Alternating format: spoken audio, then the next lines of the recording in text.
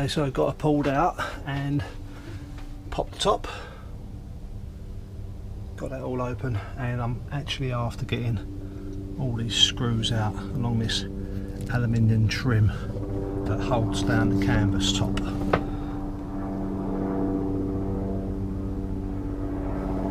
In an ideal world you should just be able to unscrew the trim and lift it off, but I've had to grind away some of the screw heads there and pry it off, but just undone the buckles. Hopefully if I should get those nuts undone either side and undo the hinges, it should come off. Yeah, the canvas was knackered anyway, it's got some rips in it, so that just basically pulled out of the aluminium trim. Put that last piece out. I'm going to have to straighten bits up before it goes back in, and it looks like I've also got to do some fiberglass work up on them hinges there. Just having to grind the heads off of each one of them bolts. Actually all brass hinges on this.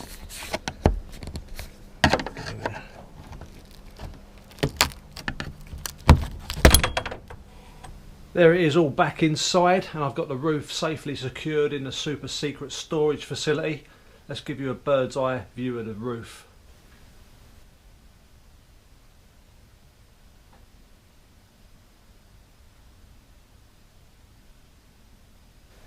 I basically had to push the bus back into the garage, it just wouldn't stay alive, so I played with a mixture of screws, tried to get it to idle. It may well be a fuel issue, run out of fuel. I only put like a jerry can's worth, just like £7 worth of fuel in there, and I've had it ticking over for quite a lengthy amount of time, just trying to obviously dial it in. But I'm waiting a new timing gun, the other one I've got is broken, and I'll get to that as soon as that arrives. So that's the whole idea of taking the roof off, just so I can get to this side. A little bit scabby, and there's a little bit of a hole there, which no doubt will get bigger when I start working on it. But we'll get the remnants of these screws out, start sanding her down, get it done, eh? There's a few little welding jobs on the list now, so I've got that hole up there on the roof. I'm going to weld up what I've taken out of the rear bumper, and maybe a few holes in the old Beetle wings that need welding up also.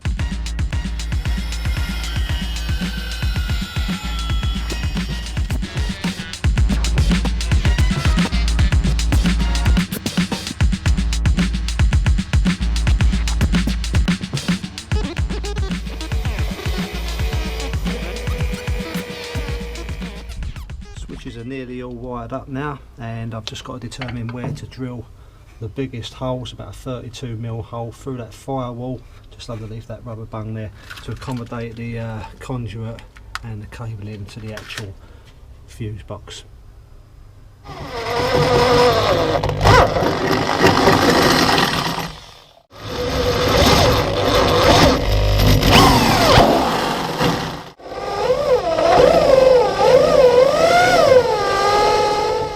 Hole's done, it's quite large, I've burnt some of the paint away, but I'll rectify that another day. Let's get the cable in.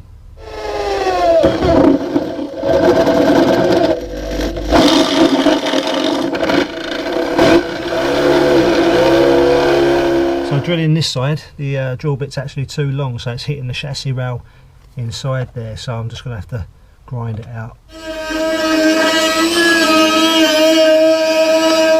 There we go. Obviously don't need that amount of length on that cable in there, but I'll just curl it up and sort that out once I know where the fuse board is going.